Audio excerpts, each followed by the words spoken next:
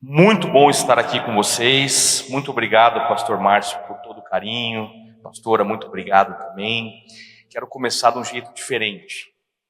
Quero profetizar algo na vida de vocês. Enquanto eu estava ali orando, o Senhor me mostrava algo precioso sobre a vida de vocês. Vocês foram chamados para serem reverentes ao Senhor, mas relevantes nessa sociedade. Que vocês, através deste ministério, possam tocar essa cidade em todas as áreas, em todas as esferas de influência, seja aqui dentro da igreja, seja lá fora, tocando a vida de homens e mulheres de negócios, homens e mulheres da vida pública, e eu entrego isso, depois vocês se viram com Deus aí, que Ele pediu para falar. Amém? Glória a Deus por isso. Muito obrigado pelo carinho desde ontem. Como o pastor Márcio falou, sou lá da Alcance Curitiba. Estou lá, na verdade, desde o comecinho. Vamos completar agora em julho desse ano. Em julho, né? Desse ano vamos completar 19 anos de Alcance Curitiba. Somos já 20 igrejas que estão espalhadas em várias regiões aí. Mas eu congrego lá no que nós não chamamos de matriz, mas na Alcance Curitiba, né, onde é a igreja principal. Somos pastoreados pelo pastor Marciano, pela pastora Adriana, mas sou do time que começou ali com o pastor Luciano. Sou grato a Deus pela vida deles, grato a Deus pela vida da igreja. Lá na igreja eu lidero o Ministério de Empreendedores, um trabalho que nós fazemos com empresários, pessoas que estão no mercado de trabalho, mas também lidero o Ministério de Cidadania, Política e Sociedade, que é um trabalho que a gente faz com entes públicos para orar e clamar ao Senhor por esta área também de influência no nosso país, na nossa cidade, no nosso bairro, onde nós estamos inseridos enquanto cidadãos, né? Também faço parte lá da equipe jurídica que atende todas as alcances e também da equipe da parte fiscal da comunidade alcance, desde o início, na verdade, né? Desde o início eu estou lá envolvido com essas questões financeiras da igreja. Então, por isso que eu falo bastante desse assunto, porque é um assunto que eu vivo dentro da minha casa, vivo no meu ambiente profissional e vivo também dentro da igreja. Então, o tempo todo eu vivo o reino, que o que eu faço é para glorificar o nome do Senhor, e a minha profissão e as minhas atividades são para glorificar o nome do Senhor. Amém? Você crê nisso, querido? Amém, que bom. Ontem nós falamos aqui das 3:30 da tarde até as 19:30. Não vai se repetir hoje vai ser um pouco mais leve. Nós falamos bastante ontem sobre princípios espirituais das questões financeiras, mas também princípios naturais que, quando não são observados, geralmente impedem a gente de viver uma vida abundante. Então hoje nós vamos trabalhar justamente o que é viver uma vida abundante, aonde que há essa promessa dentro da palavra de Deus e por que muitas vezes nós não conseguimos viver ela nos nossos dias atuais. Eu sou casado há 25 anos com a Daniela, nós temos a Beatriz, a Luísa e o Vitor, e nós decidimos há muitos anos atrás buscar dentro das promessas do Senhor viver uma vida abundante em todas as áreas da nossa vida. Então, o que eu vou compartilhar com vocês aqui é algo que nós extraímos da palavra, mas nós passamos a viver dentro da nossa casa, passamos a viver dentro dos nossos círculos de amizades, nossos círculos com os nossos discípulos, o nosso círculo com as pessoas que estão envolvidas nas células que nós coordenamos, mas tudo que nós buscamos foi as promessas do Senhor para que nós pudéssemos vivê-las na integridade. Por quê? Porque na nossa casa há uma palavra que está lá em João 10:10, que diz que Satanás vem para roubar, matar e destruir. E Satanás tentou esse trabalho arduamente na minha família. Tentou nos matar, roubar os nossos sonhos, roubar os nossos projetos, roubar o nosso coração, roubar a nossa fidelidade com Deus. Tentou de todas as formas roubar tudo aquilo que o Senhor tinha preparado e já colocado diante de nós. Mas aí tem a parte B do versículo, que é a parte que nós decidimos viver na nossa casa. O Senhor veio para nos dar vida, e vida em abundância. Não é qualquer vida. Essa é uma chave, um segredo poderoso que a gente precisa entender. Primeiro, nós precisamos entender que viver uma vida abundante começa por uma intimidade profunda com a palavra. Porque viver uma vida abundante começa quando você entende o que está escrito dentro da Bíblia, nas palavras que estão ali descritas dentro da Bíblia, e quando você pega essas palavras e começa a transportar para a sua vida, começa a praticar aquilo. Quando você lê sobre o perdão e você pratica sobre o perdão, você vai viver uma transformação naquela área. Quando você lê sobre uma conduta diferente sobre a sua vida e você começa a praticar isso, você vai ver uma transformação na sua vida. Quando você começa a olhar para conceitos e princípios que estão dentro da palavra de Deus e aplica eles em qualquer área da sua vida, seja na sua família, seja no relacionamento com os seus filhos, seja no relacionamento com outras pessoas, seja na sua vida financeira, seja em qualquer área, na área profissional, em tudo. Quando você começa a viver esses princípios que estão declarados na palavra, você começa a viver uma vida abundante. Amém?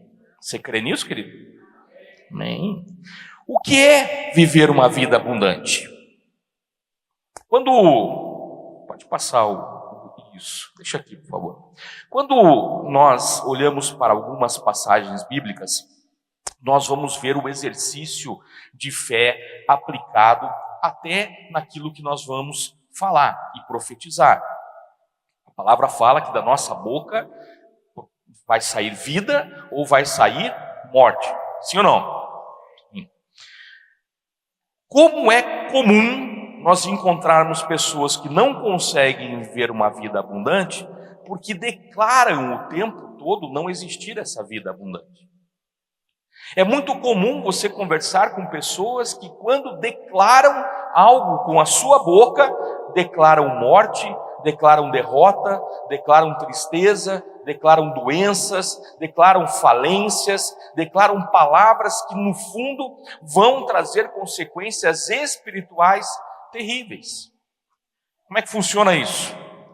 Às vezes a pessoa está lá no trabalho e ela olha para ali, para o ambiente profissional dela, e ela faz uma declaração que vai afastar ela de uma vida abundante. Ela começa com declarações assim: que trabalho chato, que trabalho difícil, que trabalho horrível, eu não ganho bem, eu não consigo superar as dificuldades aqui, eu não consigo viver isso aí que ele está começando a pregar. Espera o fim, em nome de Jesus, amém? Espera o final. Vamos exercitar o que a palavra de Deus fala. Mas a palavra fala que da nossa boca vai sair vida ou vai sair morte. E há pessoas que são, eu costumo dizer que são murmuradores profissionais. Todo mundo conhece um. Você quer um exemplo? Você está conversando com uma pessoa e você fala assim: puxa, eu estou com uma dor de cabeça hoje. A pessoa fala assim: você não sabe o que é dor de cabeça. Tenho dor de cabeça faz 20 anos. Então por que não foi no médico ainda, né? É a minha pergunta básica, né? Por que não foi no médico dar uma olhada para ver o que é essa dor de cabeça? Tem pessoas que você fala assim: não, eu estou com uma dorzinha aqui no braço. Sabe o que a pessoa vai falar? O murmurador profissional: tomo 15 remédios para o braço. Você não sabe o que é essa dor. Você não tem ideia do que é isso. E tem pessoas que tomam posse de algumas coisas, querido, que o Senhor já veio, já nos libertou, já trouxe cura, mas a pessoa insiste em trazer para ela. Ela fala assim: eu tenho tal doença. Já tomou posse, né? Já chamou de minha. Aliás, tem gente que tem uma intimidade com a doença, parece que conhece a doença, assim, uma profundidade perigosa. Ele vai falar da doença, ele fala assim com um certo carinho. Faz tanto tempo que quando de 3 em 3 meses eu fico de cama, mas é um tempo tão bom, porque eu aproveito para orar. Mas então você está orando e não está saindo da cama, tem alguma coisa errada, né? Você concorda comigo? Porque, queridos, a nossa boca o tempo todo está disponível para declarar vida, mas o tempo todo, muitas vezes, nós estamos declarando morte, falência, tristeza, insatisfação. E, querido, como vamos viver uma vida abundante se nós não conseguimos profetizar o mínimo necessário para vivermos uma vida abundante? Quem quer viver uma vida abundante? Amém? A primeira mudança de hoje precisa ser naquilo que sai da sua boca, querido. Eu tive uma experiência interessante uma vez, dentro de um supermercado. Estava com a minha esposa e nós estávamos passando por uma uma gôndola, né? Daquelas que tem refrigerada, que tem iogurte, e tinha uma criança lá, de uns 6 anos, mais ou menos 5 anos, pedindo aquele iogurte daquele jeito que as crianças sabem pedir, né? Insistentemente. Não pede uma vez só, né? Mas me dá, me dá, me dá, me dá, me dá. E aquela mãe foi perdendo a paciência, mas eu já conheço esse sistema, né? Já vivi isso, né? Lá em casa, os nossos filhos têm de 7 em 7 anos. Então, a gente foi revivendo isso 3 vezes, né? Sabe, sei exatamente do que eu estou falando. Daqui a pouco aquela mãe perdeu a paciência. E falou assim para aquela criança: você é muito burro. Você não aprende o que eu falo, eu não vou dar para você, você é muito burro. Quando ela falou aquilo, meu coração ficou muito triste, porque eu falei aquilo, uma declaração espiritual de uma autoridade sobre aquela criança, que vai gerar uma consequência terrível, e automaticamente eu não consigo ficar quieto numa situação dessa, não consigo.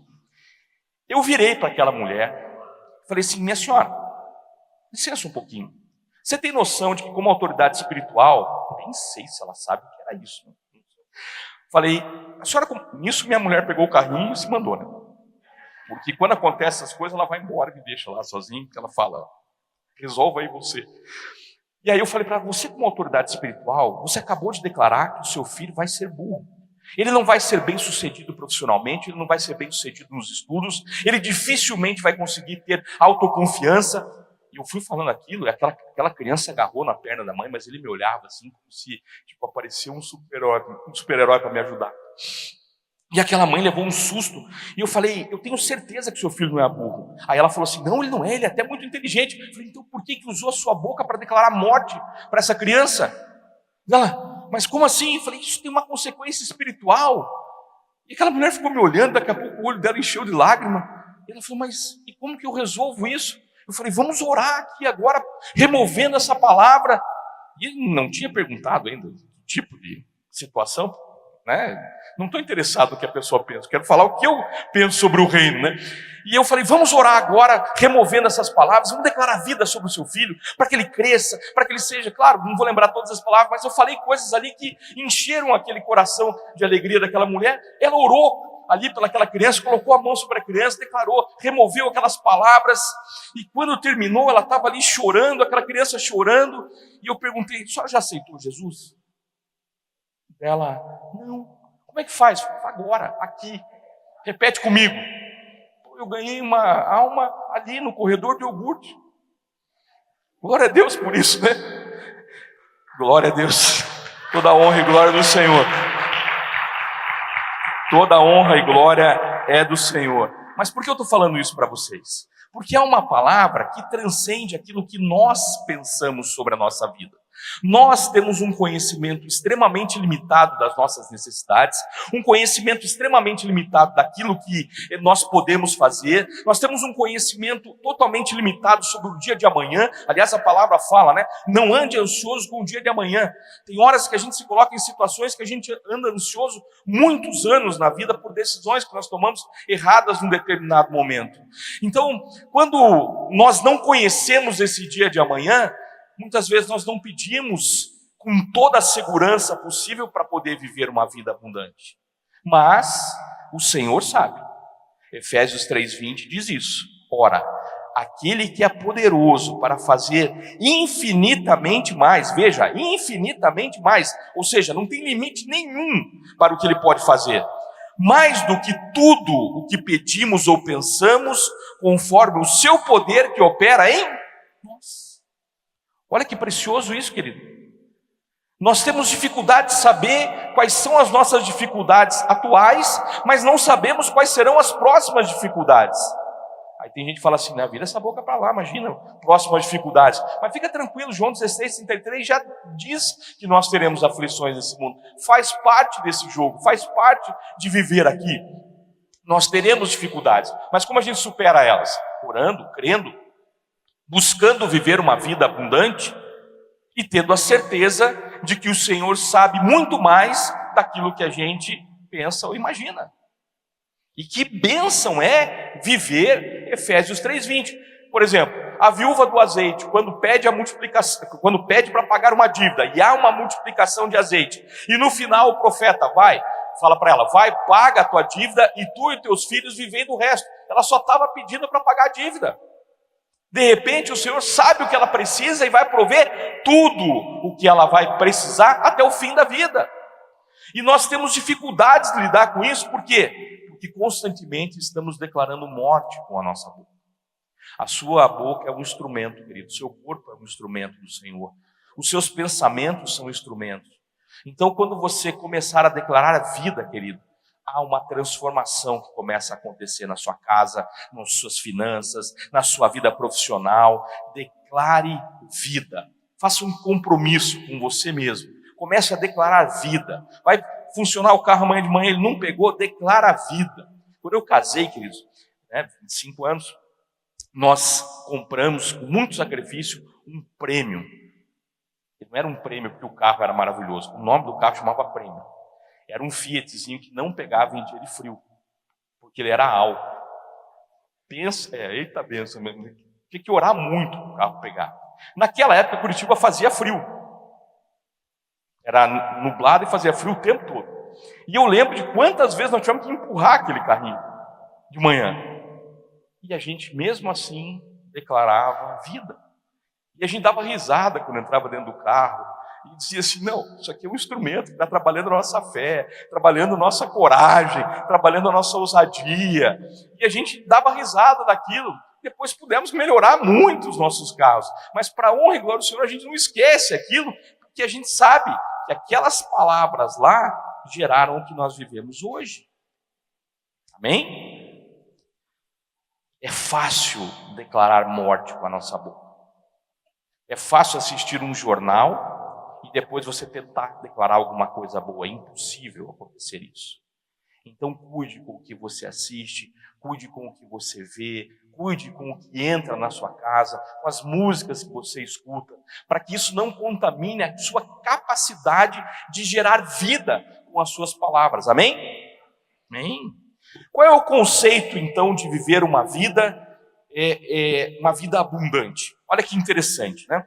A sua família, é uma pergunta, sua família, seus filhos, o seu trabalho ou o seu negócio, para quem tem um negócio próprio ou é um profissional liberal, seus relacionamentos com pessoas, com os seus líderes, com as pessoas da sua célula ou as pessoas do seu convívio diário, perto de você, no seu bairro, no seu condomínio, tudo isso reflete uma vida abundante? Se sim, glória a Deus. Se não, tem que ter um ajuste, porque a palavra é afirmativa e imperativa. Eu vim para que você tenha vida e vida em abundância. Então não há dúvida, não há incerteza, há uma direção clara. O Senhor nos promete uma vida abundante. Como a gente tem que viver então para chegar nesse lugar, para chegar nesse dia de poder olhar para essa pergunta e responder: puxa, a minha família, o relacionamento com os meus filhos, aonde os meus filhos têm chegado, aonde os meus negócios têm chegado, aonde o meu trabalho tem chegado, aonde os meus relacionamentos têm chegado, eles estão refletindo uma vida em abundância. Amém? Você crê nisso? Amém? Bom, o primeiro passo tem a ver com as nossas palavras. O segundo passo tem a ver com as nossas semeaduras, querido. O tempo todo nós estamos semeando, você sabia disso? O tempo todo. Quando você acorda, de manhã ali, está conversando com o seu cônjuge, você fala uma palavra agradável, um elogio, isso é uma semeadura, sabia disso? É uma semeadura. Quando você vai ao trabalho e executa bem feito as suas atividades e há uma entrega correta do seu trabalho, isso é uma semeadura. Quando você deposita aqui no gasofilácio as suas ofertas, seus dízimos, suas primícias ou as suas semeaduras, isso é semente. Porém, todas as vezes que nós fazemos coisas erradas, nós também estamos semeando. Só que daí no reino das trevas. Quando nós decidimos de forma intencional pecar, nós estamos semeando lá no reino das trevas, financeiramente inclusive. Para pecar você precisa investir algum dinheiro, não Ninguém consegue beber sem pagar, ninguém usa droga sem pagar, ninguém usa a internet para acessar pornografia sem pagar. Então tem todo um investimento financeiro no pecado. São os pecados financeiros. Falamos sobre isso ontem aqui. E quem não estava aqui, depois procura um dos irmãos que estavam e fala, ministra aquele conteúdo que foi ministrado, porque eles já estão com todo o material, vão estar com todos os materiais na mão. Eu semeei os materiais todos ontem para quem estava aqui, então eles vão poder ministrar na sua vida. Mas para que você entenda isso, todo o tempo, aonde você está semeando. Quando você responde a uma grosseria que uma pessoa faça com você, com um sorriso ou uma palavra branda, você está semeando? Está semeando, sim ou não? Às vezes muda o dia daquela pessoa, inclusive. Às vezes o fato de você falar algo, ou você expressar algo bom, aquilo transforma o dia de uma pessoa. Então o tempo todo nós estamos semeando. Sua família, os seus negócios, né? Tudo que você faz são sementes. Agora, tudo na sua vida é de fato uma semente que produzirá conforme a sua espécie. O que eu quero dizer com isso? Você planta milho, vamos lá, você pega um terreno lá, ara ele bem direitinho e coloca milho. E aí você ajoelha e começa a orar para que nasça feijão. Pode orar em línguas, pode chamar quem você conhece para orar, que não vai virar feijão. Porque a semente produz de acordo, com a espécie dela. A colheita será de acordo com a espécie. O que eu quero dizer? Se você semeia tempo na vida das pessoas, o dia que você procurar alguém que você quer realmente conversar com ele, você vai se surpreender porque essa pessoa atenderá você. Você semeia tempo, então você colherá tempo. Quando você semeia elogios para o seu cônjuge, você vai colher um casamento, um relacionamento muito melhor. Você concorda comigo? Nem precisa ser um gênio para a gente descobrir isso. Se eu chego para minha esposa de manhã e falo que ela está linda, falo para ela que a roupa que ela escolheu está maravilhosa, digo para ela 200 vezes no dia, eu te amo. O que eu vou colher à noite? Alegria. Né? Você pegou, né? Você pegou. Esse é o segredo do sucesso. Você quer ter uma noite agradável? Ela começa de manhã. Para o homem, não. O homem começa um segundo depois que fala, vamos. Entendeu? A mulher não, querido. Começa de manhã, um café da manhã, um pequeno gesto de amor, uma pequena, sabe, uma pequena palavra, sabe, um bilhetinho, uma mensagem durante o dia, uma ligação. Eu estava um dia do lado de um rapaz, e ele atendeu o telefone, fala. Falei, esse aí não vai colher nada hoje à noite. Porque eu já penso assim, né? Porque eu já penso em colher, então eu penso a semente, né? E aí ele falou, fala. Daí ela, acho que começou a falar, fala rápido que eu estou aqui conversando com o homem de Deus. Não está exercitando nada do que nós estamos conversando, né? Daí ele, não, mas depois eu ligo para você, tchau. Aí eu falei, desculpa a indiscrição, você por um acaso estava falando com a sua mulher?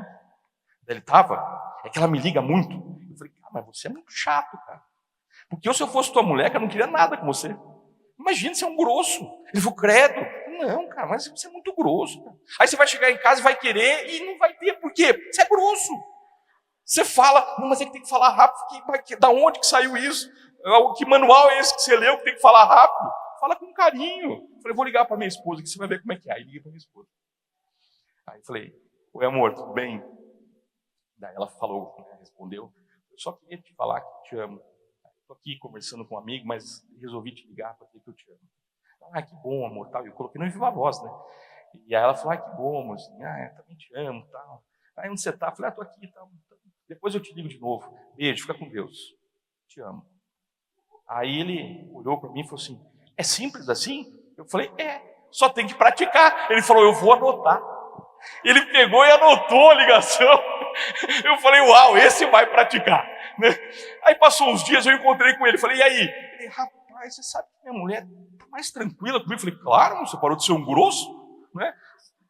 Falei, você praticou? Ele falou, tenho praticado. Cara, mas mudou o ambiente lá em casa. Eu falei, claro. Saiu aquela nuvem, né? Ele falou, saiu. Eu falei, claro. Você começou a falar palavras de bênção, a coisa melhora. Amém? Então, palavras são sementes. Você está trabalhando, querido? São sementes. Você está estudando? São sementes no seu futuro, querido. Quando minha primeira filha se formou, no dia da formatura eu falei: filha, hoje começa a colheita. Você vai colher as semeaduras que nós fizemos pagando o seu curso superior. Quando a minha filha do meio entrou na faculdade, já está na metade de direito, e eu falei para ela: filha, estou semeando na sua vida. E creio que em nome de Jesus você vai fazer uma grande colheita dessas semeaduras. Então o tempo todo nós estamos semeando. Quando eu falo para o meu filho, nós temos meu filho tem 11 anos e nós temos um combinado, que na quinta-feira a minha esposa e a minha sogra coordenam o Ministério de Intercessão lá na Alcance, então nós temos uma reunião na quinta-feira e é bem corrido para elas o horário do almoço. Então eu tenho um compromisso com a minha esposa de pegar o meu filho para almoçar sempre nas quintas-feiras quando eu não estou viajando, né? Depois, quando eu estou viajando, a gente faz um outro esquema. Mas aí nós temos as quintas de macho. Aí o que a gente faz nas quintas-feiras? A gente vai comer carne. E o homem gosta de comer carne. Então a gente vai comer carne. Aí a gente vai falar do quê? Coisas preciosas que o menino de 11 anos precisa escutar do pai. E eu estou lá, há anos semeando já, as quintas-feiras na vida dele.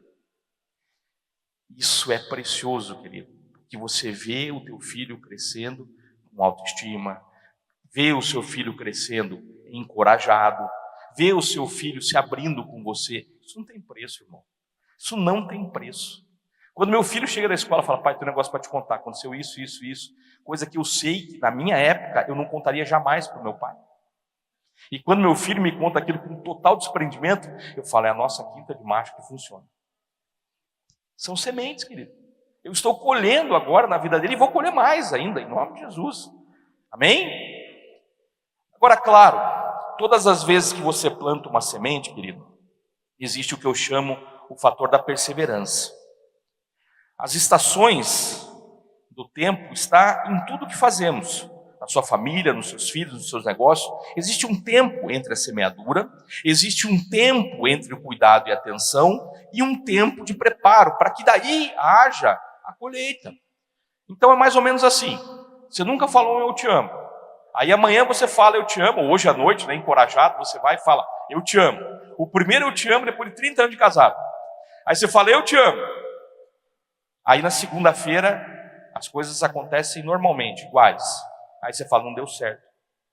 É claro que não deu tempo ainda, né? Precisa de um tempo. Quem já passou pela experiência traumática da experiência que as escolas fazem plantando aquele feijão naquele copinho com algodão? Eu já passei 3 vezes por esse trauma terrível dos meus filhos chegarem, plantarem o feijão na hora do almoço depois da aula, né, e falarem 15 minutos depois: e agora? Por que ainda não nasceu? 2 horas depois: pai, o feijão estava estragado. 3 horas depois: pai, não deu certo a experiência. Lembra disso? Quem já passou por essa? É uma experiência traumática, mas a gente vai suportar isso, a gente vai conseguir, né? O Senhor vai fazer um novo significado para isso, né? Eu tenho uma discípula que é professora, aliás, ela trabalha na Secretaria de Educação, mas foi professora há muitos anos, e eu comentei um dia com ela sobre isso, né? Ela falou: mas a gente faz umas coisas assim que é para traumatizar os pais mesmo, fica tranquila, é intencional. Pensei que ela ia me dar uma palavra de consolo, né? Ela falou: não, é intencional mesmo. Existe um tempo, querido, que você vai precisar passar para cada semeadura. Ontem, por exemplo, nós falamos de princípios espirituais relacionados à área financeira e princípios naturais. Não vai acontecer, talvez amanhã, o resultado, nem daqui 15 dias, mas de forma sequencial, se essas semeaduras continuarem sendo feitas da forma correta, nós vamos ver uma colheita abundante, amém? Nós vamos ver testemunhos de restauração financeira para a honra e glória do Senhor, amém? Nós vamos ver transformações na área financeira, porque nós estamos dando passos e sementes corretas no lugar certo, amém? Quando você pega qualquer recurso financeiro nas suas mãos, você tem o poder de gerar vida ou gerar morte. Quando que gera vida? Quando você toca o reino através dos seus dízimos, ofertas, semeaduras e primícias. Quando você toca a sua casa com uma compra do mês, pagando as despesas da casa. Quando você investe, né, no cônjuge com um presente. Quando você leva o cônjuge para jantar. Até brinquei, né? Falei ontem, Assim nasce muita criança, inclusive. Né? Quando você faz tudo isso, isso gera vida. Quando você toca o pecado, isso gera morte. Toda vez que você investe algum recurso financeiro no pecado, você semeou no reino das trevas. Todas as vezes que você pecou, você semeou no reino das trevas. Como que a gente resolve isso? Pedindo perdão, amém? Pedindo da forma como o pastor Márcio ministrou a ceia. Quando nós, de forma sincera, pedimos perdão, o Senhor é fiel e justo para nos perdoar, amém? Então hoje nós entendemos que aquilo que chega nas nossas mãos em forma de recursos financeiros gera vida ou gera morte. Aquilo que sai da nossa boca gera vida ou gera morte. Por isso nós precisamos escolher os solos corretos aonde semearmos, porque os solos corretos vão produzir uma semeadura muito mais abundante que aquela que a gente já pensou ou imaginou, Efésios 3:20, amém? Claro que perseverar não é algo simples. Por quê? Porque nós temos o tempo todo confrontos, que Satanás inclusive trabalha para isso, mas outros confrontos que nós mesmos nos colocamos. Existem incertezas que acontecem. Por exemplo, quem conseguiria prever que o mundo passaria por um Covid? Ninguém conseguiria prever. Aí alguém um dia falou assim para mim: André, isso nunca aconteceu na história. Eu falei: não, já aconteceu várias vezes. Muitas vezes. Inclusive, aqui no Brasil teve H1N1 antes do Covid, que dizia que ia matar todo mundo já. Só que ali a gente não se preparou tanto porque não teve tanta mídia. Depois teve mais. Então, nós não sabemos quais são as questões que vão acontecer daqui por diante. Nós estamos vendo incertezas acontecendo no mundo inteiro. Guerra para lá, confusão para cá, incertezas o tempo todo. Aonde tem que estar o nosso coração, então? O único que pode verdadeiramente suprir todas as nossas incertezas. Amém? Quando você olha para Cristo, querido, não tem incerteza que te abale. Enquanto Pedro olhou para Cristo, ele não afundou. Quando ele começou a olhar para as circunstâncias, ele começou a afundar. Então, quando você tiver uma incerteza na sua vida sobre algo, olhe para Cristo. Somente para Ele. André, como faz isso? Lendo a palavra, fazendo jejum, conversando com os seus líderes, pedindo ajuda e clamando ao Senhor o tempo todo para que Ele mude aquela circunstância. Amém? Desse jeito. Não é difícil. É perseverança. É óbvio que existem dificuldades. Nós vimos o que aconteceu lá no Rio Grande do Sul. Nós vimos as dificuldades sendo impostas para uma série de pessoas. Essas dificuldades não foram algo que nem alguém esses dias colocou na internet, né? Isso é um castigo de Deus para aquele povo. Mentira, não tem nada a ver com isso. Dificuldades acontecem na nossa vida porque já estão previstas. João 16:33 já falava disso. Haverão dificuldades, nós teremos dificuldades, elas acontecem para que a nossa fé seja sempre fortalecida, amém? Porque em meio às dificuldades é onde nós mais clamamos e é onde a gente mais exercita a nossa fé para a honra e glória do nome do Senhor, amém? Existem crises externas, como a gente viu, né? Falamos aqui, mas existem crises internas. Tem decisões que você toma na sua vida hoje que vão trazer impacto, muitas vezes em anos da sua vida. Por exemplo, quando você compra um carro em 5 anos. Não, 5 anos é muito tempo, né? Em 60 meses.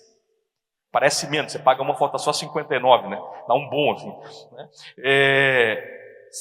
Alguma coisa na sua vida já ficou igual 5 anos? Impossível, querido. Há mudanças, há coisas que acontecem. Então nós não podemos nos colocar em crises. André, mas tá aí, como é que compra um carro? Aí quem assistiu o seminário de finanças ontem aqui, a parte que nós falamos disso, pegou aí algumas alternativas, mas às vezes você vai ter que dar O pastor Marciano tem uma frase que eu acho muito legal. Às vezes para você dar um salto mais alto, você tem que dar uma agachada primeiro. Eu estava passando uma época, uma dificuldade bem grande nos meus negócios, e estava para acontecer um problemaço assim, e eu fui conversar com o pastor Marciano, falei, eu preciso de ajuda. Ele falou, tem uma palavra para você. Às vezes, para pular mais alto, vai ter que agachar. Eu falei, não é possível. Não tem um versículo aí? Não tem uma profecia? não vamos abrir a palavra e fazer tipo uma loteria aqui, gospel, né? Vamos achar uma palavra. Mas aquilo tinha uma profundidade tremenda, querido. Às vezes, para dar um salto mais alto, você tem que dar uma agachada primeiro. Às vezes vale a pena pegar um carro mais velhinho, vale a pena se livrar do financiamento, vale a pena fazer algo que acabe definitivamente com essa escravidão que a gente tem das dívidas. Isso tem que acabar na nossa vida, amém? Então tem crises que nós mesmos nos colocamos. Eu lembro de uma vez que nós estávamos... a gente tinha recém virado líder de célula, isso nós estamos falando de muitos anos atrás, e tinha uma pessoa que nem da nossa célula, nem da igreja era, mas era amiga da minha esposa tal, e falou que estava passando por uma grande crise e tal. E a minha esposa falou: amor, senti de fazer uma compra, levar uma compra para ela. Eu falei: tá bom, amor, vamos lá. Aí fizemos uma compra, levamos na casa dela, conversamos com ela tal.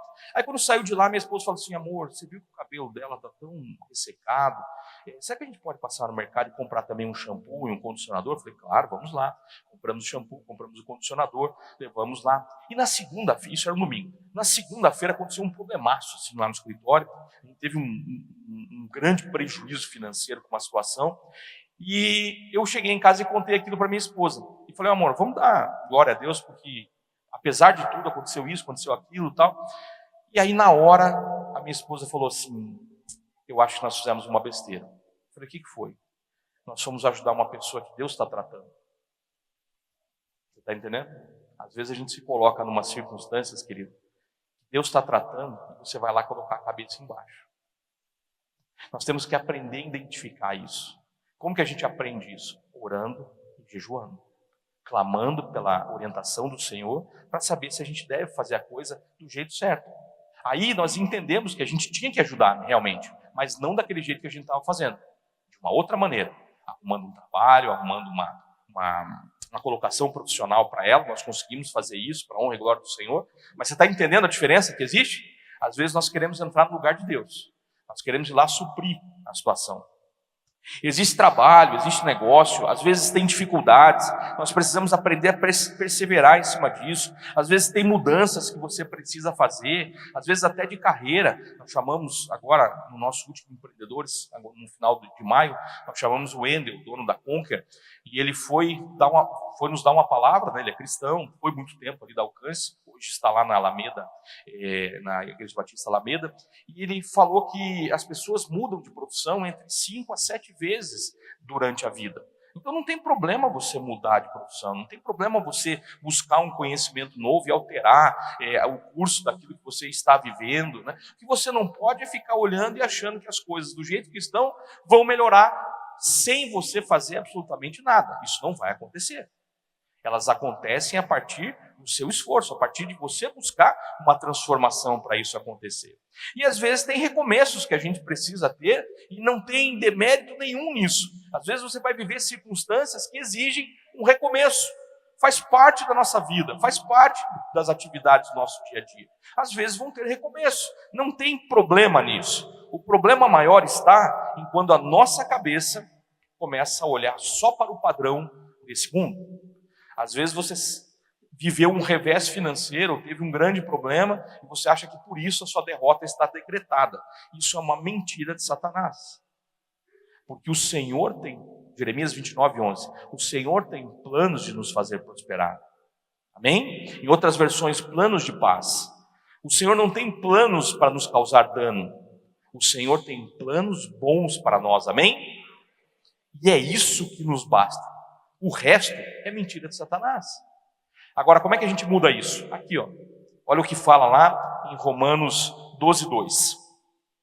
Não vivam conforme os padrões desse mundo. Qual é o padrão desse mundo hoje em dia?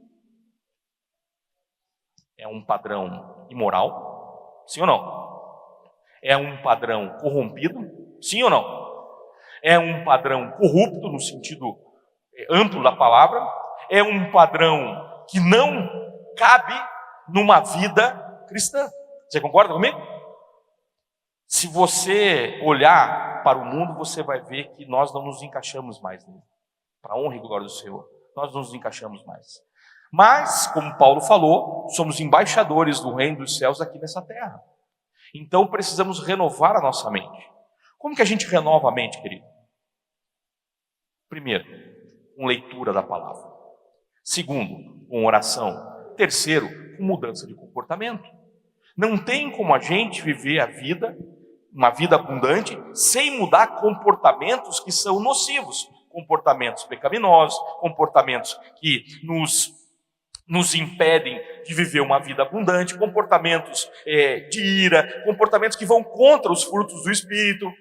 Não tem como. A gente não vai conseguir viver uma vida abundante sem nós nos livrarmos disso. E como a gente se livra disso? Jejuando, orando e clamando ao Senhor por mudanças de comportamento, que começam na nossa boca e depois nas nossas ações do dia a dia. Sabe, queridos, tem 2 jeitos de servir água aqui no culto, por exemplo. Eu posso ir lá pegar um copo, encher ele um pouquinho e quando alguém pedir eu vou lá e quase que jogo o copo na mão da pessoa. Ou eu posso pegar, colocar água no copo, vir entregar para a pessoa e ainda falar uma palavra de bênção para ela. Sim ou não? Tem 2 jeitos de fazer as coisas. Tem o jeito medíocre e tem o jeito excelente. O jeito excelente sempre vai glorificar o nome do Senhor, amém? O jeito excelente, a excelência sempre vai glorificar o reino dos céus, amém? Quanto mais excelente você for em tudo que você fizer, querido, mais você vai atrair a presença do Senhor e mais você vai glorificar o nome do Senhor para você e para os outros que estão à sua volta. Porque as pessoas vão olhar para você e vão falar assim, uau, por que esse camarada é tão excelente no que ele faz? Qual o segredo? Por que ele está alegre no meio dessa circunstância difícil? Por que ele está profetizando coisas boas, né? A pessoa não vai falar assim, porque às vezes não conhece o contexto, mas por que ele está falando coisas boas, mesmo num tempo de dificuldade?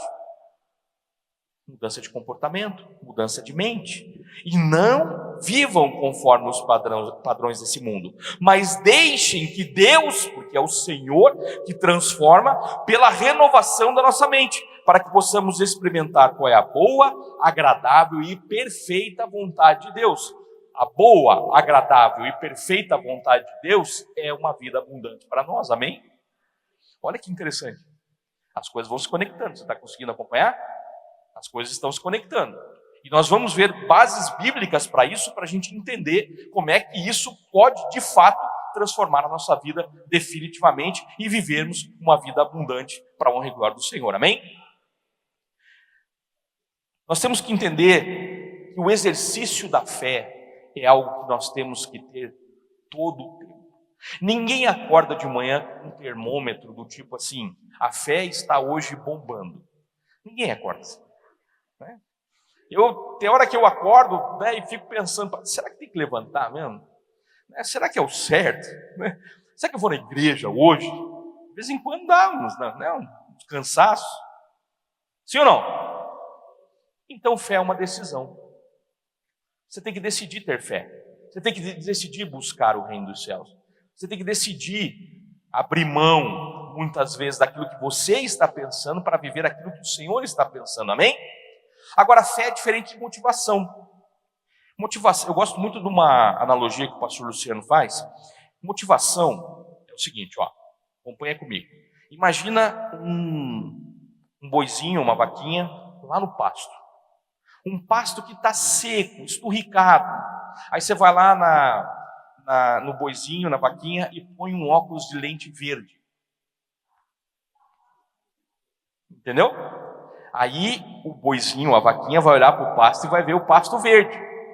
Isso é motivação. Na hora que ele colocar a boca lá, ele vai descobrir que está seco. O que é fé? É olhar para o Vale dos Ossos Secos, lá de Ezequiel 37, e declarar que lá vai ter vida. É olhar aquele pasto seco e declarar com a sua boca que lá haverá vida, amém? Isso serve para qualquer coisa, querido. Se o teu casamento está passando por uma crise, comece a declarar vida.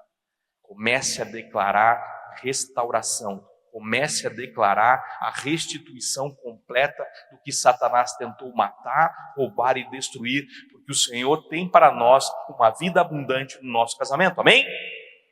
Na sua vida financeira não é diferente, querido. Está passando uma dificuldade, comece a declarar. Comece a declarar coisas importantes como: vou quitar todas as dívidas para a honra e glória do nome do Senhor, Porque honestidade, nós vimos ontem, integridade, faz parte do pacote da prosperidade. Então o primeiro passo para sair das dívidas é querer pagá-las. Amém? Segundo passo, declarar que você vai profissionalmente evoluir, que você vai conseguir equacionar as suas contas do dia a dia, que você vai conseguir daqui a pouco ser um investidor para a honra e glória do nome do Senhor. Amém? Agora, se eu não começar a declarar isso, querido, não tem como. Eu fico imaginando o profeta, quando está tendo aquela conversa, quando Deus fala para ele assim, né? Ei, você acha que esses ossos podem voltar a ter vida? Eu fico imaginando o profeta falando, claro que não, né? Imagina, já é osso. Acho que é tomar um tapão na cabeça. Não tem como, né? Mas ele falou, olha, se o senhor quiser que tenha vida, vai ter. E resposta maravilhosa, né? Graças a Deus, por isso está na Bíblia, né? Ezequiel 37. E aí, o senhor fala, então vai lá, profetiza que vai ter. Profetiza que vai ter vida nesse vale de ossos secos. E o profeta vai lá e profetiza e vê o milagre acontecer. Aí eu te pergunto, não serve para nós? Claro que serve. Quantas vezes eu declarei vida em algumas coisas na minha vida que estavam morrendo. E o Senhor trouxe restituição, trouxe restauração e trouxe evidências de que Ele estava no controle e Ele sim poderia gerar vida naquela situação. Amém?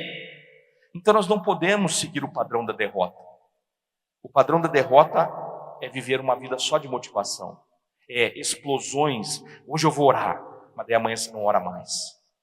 Explosões de motivação. Hoje eu vou para a vigília. Na segunda-feira xinga todo mundo no trânsito. Não funciona assim. Fé é uma decisão diária. Fé é uma decisão de quem quer viver uma vida abundante. Amém? O tempo todo nós precisamos medir isso, querido. Nós temos que olhar para a nossa vida e... Pode passar o slide lá, por favor. Nós temos que entender, né, que o tempo todo, né, a nossa idade, a família, a saúde, as nossas finanças, o que a gente conseguiu de patrimônio, o nosso desenvolvimento, o crescimento precisa ser medido. Por quê? Para que você possa declarar vida. Quanto você ganhou no último ano, querido? Você já declarou vida que esse ano você vai ganhar um pouco mais? Você já declarou vida que você vai anotar tudo que você gasta e tudo que você ganha, para que você possa orar de forma específica sobre cada ponto que você colocar naquela relação? Amém? Nós somos um conjunto de decisões, querido. Tudo que passa pela nossa mente é um conjunto de decisões. A prosperidade é o resultado prático da soma do que nós... Pode mudar o slide lá, por favor. Tudo que a gente faz na nossa vida vai gerar um pacote. A parte financeira é desse tamanho da prosperidade. Prosperidade tem a ver com a sua saúde, tem a ver com a forma como você se relaciona com Deus, tem a ver com a forma como você se relaciona com pessoas, como é o seu casamento. Tudo isso vai refletir de fato se você é uma pessoa próspera. Agora, a gente só vai tomar boas decisões quando nós temos prioridades corretas alinhadas no nosso coração. O que eu quero dizer com isso? Pode passar, por favor. O seu relacionamento com Deus é a base para o composto de uma vida abundante. Amém? Então, quanto mais relacionamento com Deus você tiver, mais vida abundante você vai viver na sua casa. A sua casa e a sua família é onde você exercita a construção de uma vida abundante. Porque quando o seu casamento, querido, quando a sua família, quando você ainda que é solteiro, com os seus pais, você tem um relacionamento saudável, isso começa a frutificar e começa a virar uma vida abundante. Amém?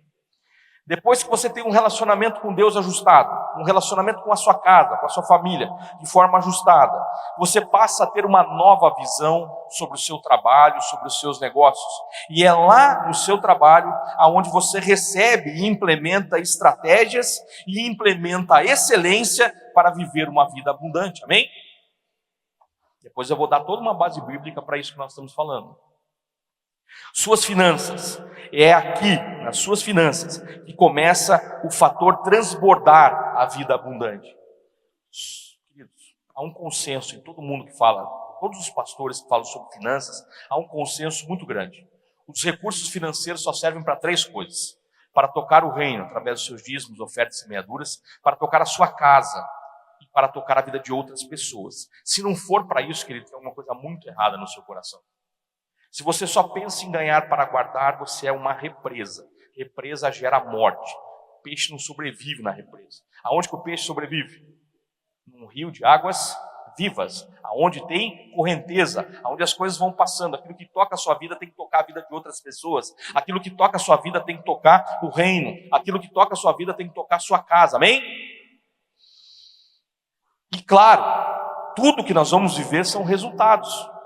Mas, preste atenção, todas as dificuldades que você enfrentar na sua vida, elas vão trazer 3 coisas para você: aprendizado, resiliência e recomeço. Então, como é que a gente faz para passar por tudo isso? De 4 formas, dando agora a base bíblica dos 4 contextos que eu usei antes para dizer: o relacionamento com Deus, a minha casa, o meu trabalho e as finanças. Então, o primeiro passo: preciso glorificar a Deus o tempo todo. 1 Coríntios 10, 31 diz assim: portanto, se vocês comem ou bebem ou fazem qualquer outra coisa, façam tudo para a glória de Deus. Amém? Assim a gente começa a viver uma vida abundante. O que eu como, o que eu bebo e tudo o que eu faço precisa glorificar o nome do Senhor. Amém? Depois, buscando em Deus. Salmo 105, 4.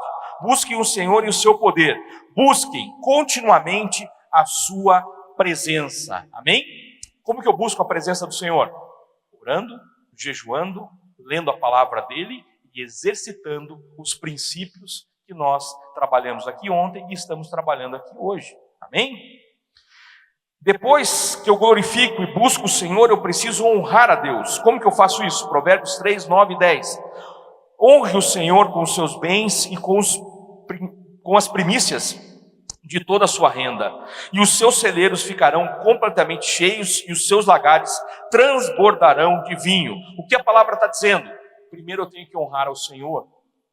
Querido, quando você vem depositar aqui no gasofilácio a sua oferta, o seu dízimo, a sua semeadura, né, as suas primícias, você está expressando honra, está expressando aliança, está expressando gratidão e está expressando fé, amém?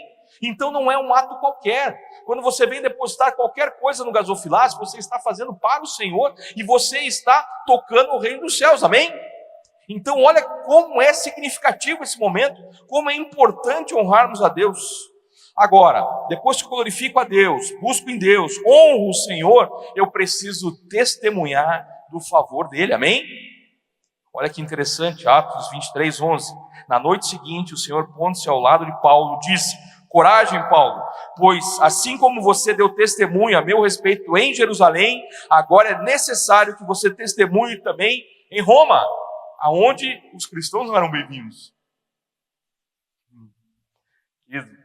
O Senhor nos chama para testemunhar entre nós e lá fora, aonde os cristãos às vezes não são bem-vindos. O que eu quero dizer com isso, querido?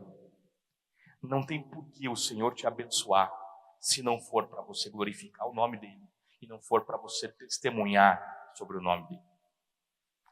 Quero contar 2 testemunhos rápidos para vocês, já estou encerrando aqui, mas o primeiro testemunho, ele tem a ver com um tipo de semeadura que resultou numa colheita.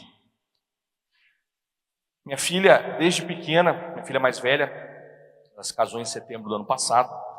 A minha filha mais velha, desde pequena, quando nós passávamos ali pela região do Batel, não sei quem conhece ali, mas tem um castelo ali, bem na curvinha da Avenida Batel, esquina com a Bento Viana, do lado oposto da Igreja Batista, da primeira Igreja Batista, tem um castelo.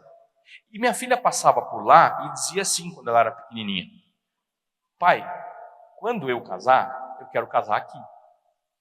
E quando ela era pequenininha, eu falava assim: que lindo ela querer casar, né? Que legal, eu achava legal isso. E aí foi passando o tempo, ela ficou adolescente e ela continuava passando do lado daquele castelo e dizia assim: pai, eu vou casar aqui nesse castelo. E eu falava: glória a Deus, filha, né? E toda vez que ela falava isso, eu pensava assim: bom, Deus vai ter que prover um milagre daqueles assim, do tipo, mudou, né? Abriu o Mar Vermelho, né? Porque não tinha a menor chance de fazer um casamento lá. E aí, ela arrumou um namorado um dia. E aí a coisa começou a complicar a minha vida, né? De vários motivos, né? Mas eu orava já pelo meu genro e tal, né? Os irmãos estavam aqui ontem, perceberam assim, que eu ainda sofro para falar disso, né? Mas graças a Deus ela está bem casada. E aí as coisas começaram a ficar interessantes. Ela chega um dia e fala assim: pai, eu quero ficar noiva. O senhor me abençoa? Vamos conversar sobre isso, vamos orar sobre isso. Oramos, ok. Ela falou assim: pai, você sabe onde eu quero casar, né? Aí eu falei assim, aí eu ia falar uma palavra para ela. Falar: filha, mas você sabe que é impossível a gente casar você lá, né? Porque é o pai da noiva que tem que dar a festa. E aí eu falei, eu ia falar isso. Quando eu fui falar isso, o Espírito Santo falou assim: não use. Interrompeu o sonho dela. E quando falou aquilo, veio um temor no meu coração, mas ao mesmo tempo, opa, Deus está nesse jogo. Deus está nessa história comigo. E aí chegou, foi indo, noivaram, estava tudo muito bem, tudo tranquilo. Ela falou assim: pai, eu vou fazer o orçamento lá no castelo. Eu falei assim: filha, vá fazer o orçamento do castelo, mas para a gente ter uma base, faz um orçamento em outros 2 lugares, só para a gente ter, né? Você sabe que aqui em casa a gente sempre faz orçamento. Lá em casa a gente faz tipo compra pública, faz 3 orçamentos para as coisas mesmo, a gente ora, avalia, desse jeito mesmo. E aí eu falei: faz, né? A gente faz 3 orçamentos, né? Ela falou assim: pai, eu quero casar no castelo, é o meu sonho de criança.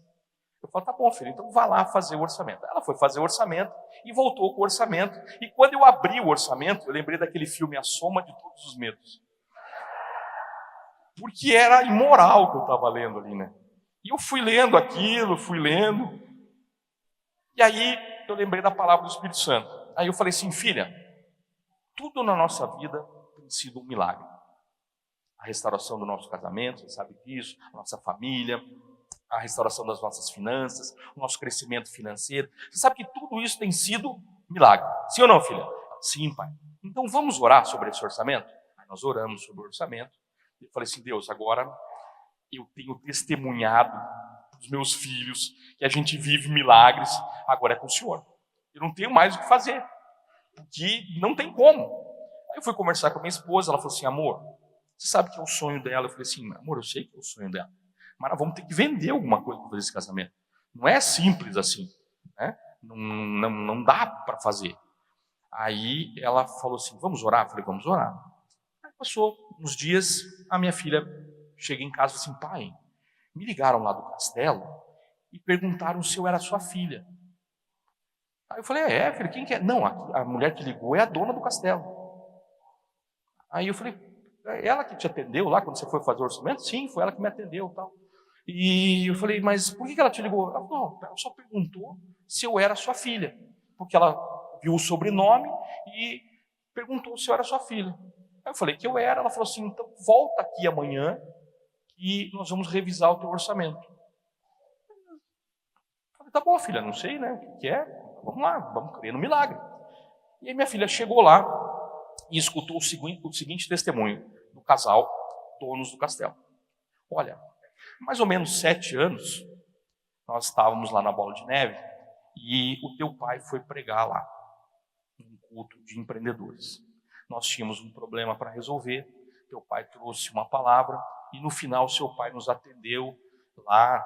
E daí eu lembrei mesmo desse dia, mas eu não sabia quem era aquele casal, né? Eles vieram lá na frente, eu atendi eles, orei com eles e tal. Na época até o pastor Bigardi estava do lado, orou junto, né? É a autoridade espiritual sobre a vida deles, eu só posso colaborar, só sou ferramenta convidado para vir aqui, mas eu não impus as mãos, quem fez isso foi o pastor deles. E aí o pastor orou com eles, a gente orou ali e tal, e nunca mais ouvi falar deles, e ninguém me falou quem eles eram. E tá bom, 7 anos depois, eles testemunham para minha filha: olha, e o livro do seu pai, foi meu primeiro livro escrito, foi Prosperar é uma Decisão, mexeu com a gente, nós mudamos a nossa área financeira com base naquilo que o seu pai ensinou. Então nós vamos fazer um desconto no seu casamento. E eles reduziram os valores num patamar que eu paguei tranquilamente, para a honra e glória do Senhor, sem esforço nenhum.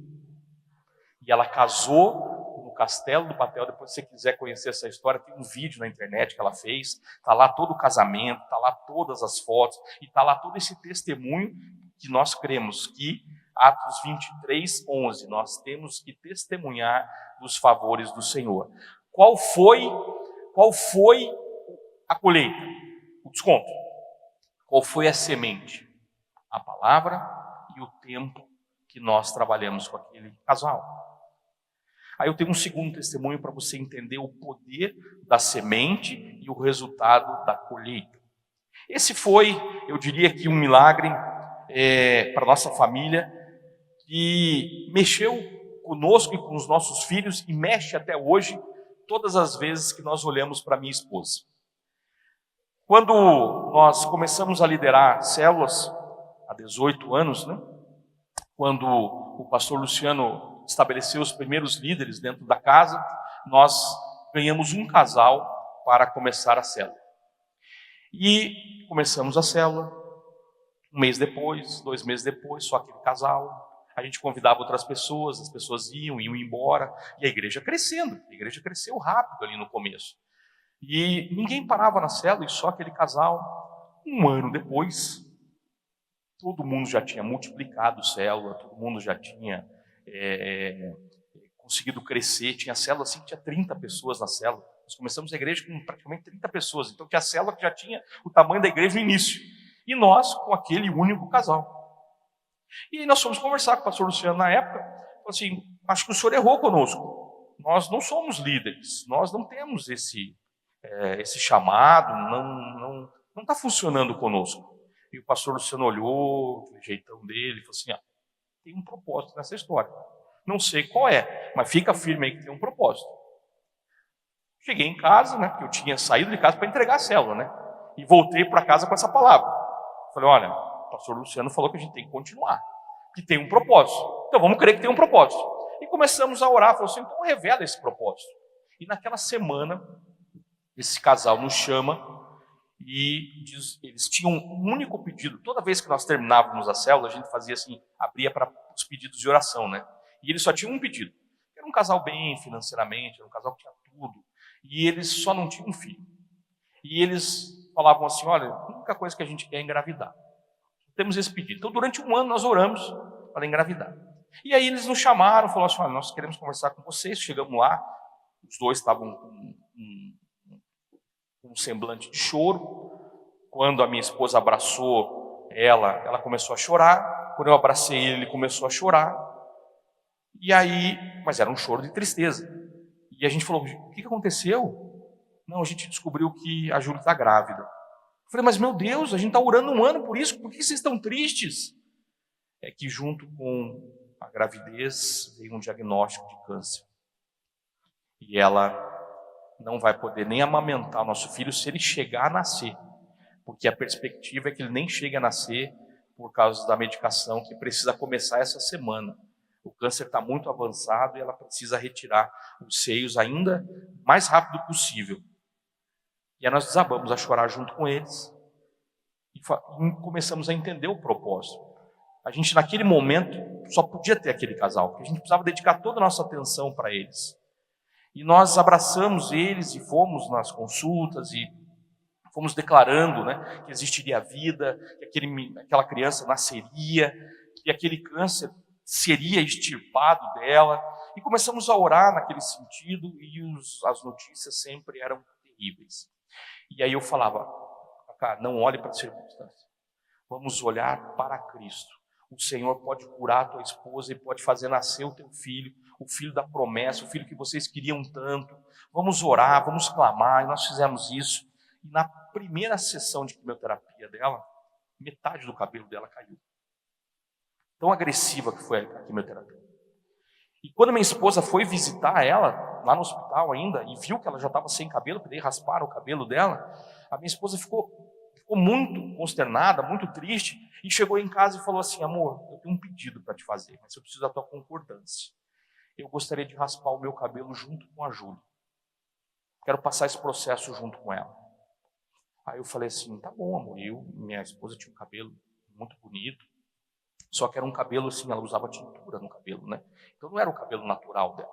E o cabelo dela já tinha muita química, então já era um cabelo que tinha que tratar muito, né? Mas era muito bonito.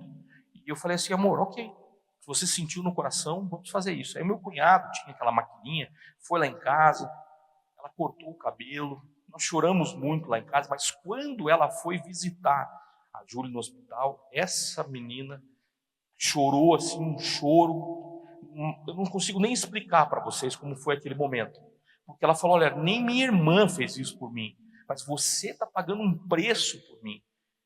Era a semeadura que nós tínhamos naquele momento, o cabelo da minha esposa. Nós semeamos aquilo, semeamos tempo. Eu saía com a minha esposa para ir no shopping ou num restaurante. Naquela época a Luísa era muito pequenininha, era recém-nascida, a Bia já tinha 7 aninhos, mas nós saímos na rua e eu sentia a dor que ele sentia, porque as pessoas olhavam para nós com uma cara que dizia na cara das pessoas, coitado desse rapaz, vai perder a esposa e ter que criar 2 filhos.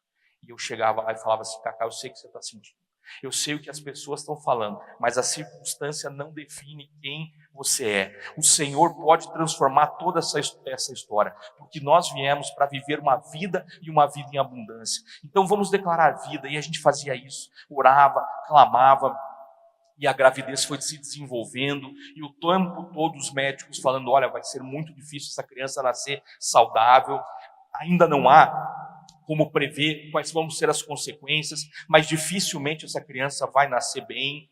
E a gente dizia, na cara do médico mesmo, está repreendido em nome de Jesus essa palavra, ele vai nascer bem, vai nascer bonito, ele é grandão, o meu amigo, ele tem 1,80 m quase, e aí a gente falava, não, ele vai nascer grandão como pai, e vai e tal. Chegou a época dele nascer, ela fez toda a quimioterapia, fez todo o tratamento, não havia indícios nenhum de remissão, nada, as coisas pelo contrário, pareciam que estavam caminhando para um diagnóstico pior, e chegou a época de nascer, já sabíamos que era um menino, e no dia que ele nasceu, nós começamos a ver o primeiro milagre. Quando ele nasceu, era um menino grandão, 4 quilos e pouco. Pensa num menino grande. A Júlia deve ter esse tamanho aqui, mais ou menos. O pai 1,80 m. Mas a criança nasceu para o tamanho da mãe já. Bonito, rosado.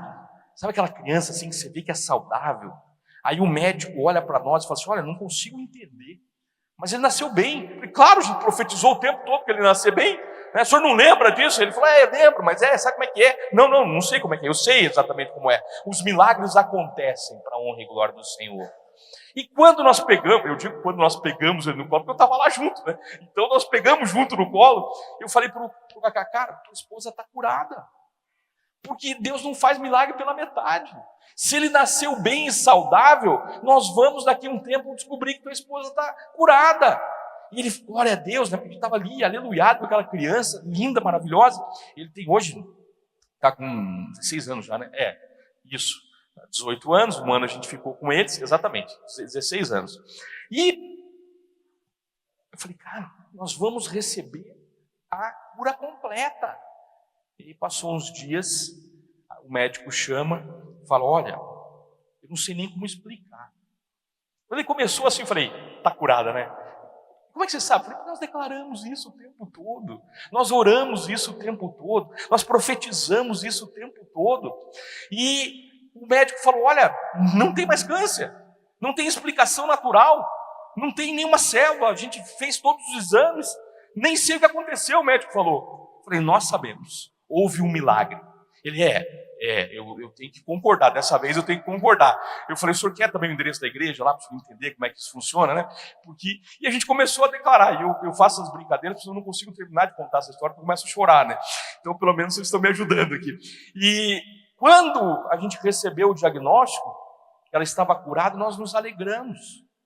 Nós glorificamos o nome do Senhor e saímos contando esse testemunho, e temos contado até hoje esse testemunho. E aí o cabelo da minha esposa começou a crescer. Se você, mulher, né, quiser ver, abre lá o Instagram da minha esposa, Daniela Rummel. Minha esposa tem 46 anos, não tem um fio de cabelo branco. O cabelo da minha esposa é lindo, porque a colheita é de acordo com a semeadura, amém? Glória a Deus, né? Toda a honra e glória do Senhor, queridos. nós podemos viver esses milagres. Você crê nisso? Vamos ler de novo lá. João 10:10 diz: o ladrão vem somente para roubar, matar e destruir, mas o Senhor veio para que tenhamos vida e tenhamos em abundância. Fica de pé, queridos, vamos orar para que a gente possa viver de verdade isso. Você crê que pode viver uma vida em abundância? Amém? Você crê nisso? Amém? Enquanto o pessoal do louvor vai subindo aqui, queria que você fechasse os seus olhos, querido. Começasse a declarar junto comigo. Senhor, eu quero viver uma vida abundante, Pai. Eu quero viver as Tuas promessas. Eu quero viver, Pai, de forma íntegra e completa, Pai, as Tuas promessas na minha vida, Pai. Senhor, eu quero declarar agora, Pai, que haja vida e vida em abundância na minha casa, vida em abundância no meu casamento, vida em abundância na minha família, nos meus filhos, nos meus pais, que haja vida em abundância nos meus relacionamentos com as pessoas, com os meus líderes, com, Senhor, as pessoas do meu trabalho, que haja vida em abundância no meu trabalho, Pai, que haja prosperidade aonde eu coloque, Senhor, as minhas mãos, aonde eu coloque, Senhor, os meus pés, que haja abundância, Pai, nas palavras de bênção que sairão da minha boca, Pai. Que haja, Senhor, palavras de bênção saindo o tempo todo da minha boca. O tempo todo eu glorifique o nome do Senhor. O tempo todo eu possa testemunhar do seu favor. O tempo todo eu possa testemunhar dos seus grandes feitos na minha vida, Pai. Senhor, nós clamamos, Pai, pelo exercício de fé, Pai, clamamos que tenhamos coragem e ousadia, como a Tua palavra fala, Pai, Senhor, que nós tenhamos coragem, ousadia e bom ânimo o tempo todo, Pai, para estarmos, Pai, diante de Ti, Pai, porque aonde estivermos, o Senhor estará conosco, Pai. A Tua palavra fala em Josué 1:9 sobre isso, Pai. O Senhor estará conosco em qualquer circunstância, em qualquer lugar. Por isso nós não aceitamos mais a derrota, não aceitamos mais a murmuração, não aceitamos mais perder, não aceitamos mais que Satanás roube, mate ou destrua nossos planos, nossos sonhos, absolutamente nada. Nós cremos, Pai, numa vida e numa vida em abundância, Pai. Nós cremos numa vida verdadeira, uma vida que busque e honre o Teu nome, Senhor, em nome de Jesus, Pai amado.